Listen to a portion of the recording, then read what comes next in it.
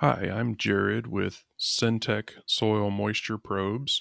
I'm super excited to go over this data that Kristy Wallner from BLM and I have been working on just to evaluate. So, what you see on your screen here is a screen grab from Iramax Live. It's a software that supports our soil moisture probes. Now, the graphs that you see, there's a whole lot of data on this page. We're going to go over this really, really fast. But what you see here is a stacked graph. So basically, every line that you see is represents a soil sensor that is 4 inches between each one. So sensor one, sensor two, sensor three, four, five, and six. So we have soil moisture here on the top, and this is our rangeland that has been repaired and reseeded with grasses. This is rangeland that is still juniper and pinion trees, so evergreen type trees. And this is the soil moisture there. This is the temperature probe. So this is the same probe, it just gives you temperature data as well. And what's interesting about this is you can see the freezing and thawing in the soil moisture profile. And then this is the temperature for the non-treated data up here. And then we do have our precipitation, which is a basic weather station several miles away in Rifle, where these are in Burns, Colorado, just for point of reference. And then our temperature maximum and minimum, just to have a knowledge of what the ambient temperature in the air is doing at this time. Now, what's really cool about this data is you can see that the bubbles are a graphical representation of what the line is actually showing you.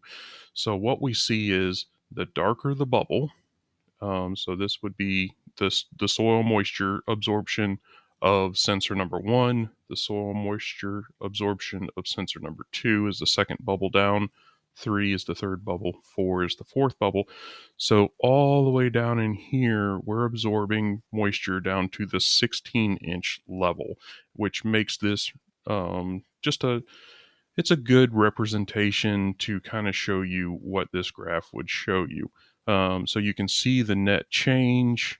We've actually increased over 3/4 of an inch in the first uh, three sensors, and then we're still over a half an inch at the 16-inch level, and then a third of an inch at the 20-inch level, and almost a third of an inch at the 24-inch level. So we're gathering a significant amount of moisture and we're storing it deep in the soil moisture profile for the rangeland grasses to be able to use this spring to green up the grasses and feed the cattle that are roaming on these properties. Now, the interesting piece of this is when we look at our juniper and pinion data, we don't see the absorption. Like we've got a large event as our profile starts to melt and unfreeze down below here.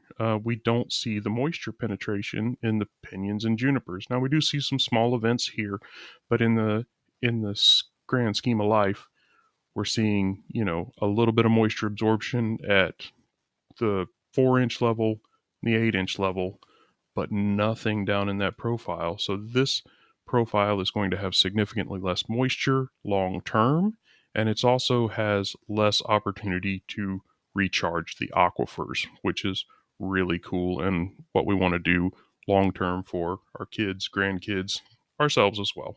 But we want to make sure that we're capturing all this moisture, not just letting it run off to a ocean or something like that.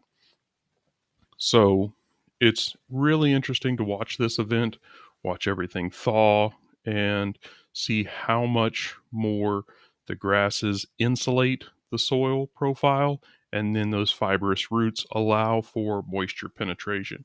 And then you can see as you go along that this is not a one and done. This is a repeat process, a little bit more moisture there, a little bit more moisture here, and then on and on and on as we go. And then once we get over here to the 7th of March, or I'm sorry, the 8th of March, this event right here, you can see how much darker that coloration is than even our previous event.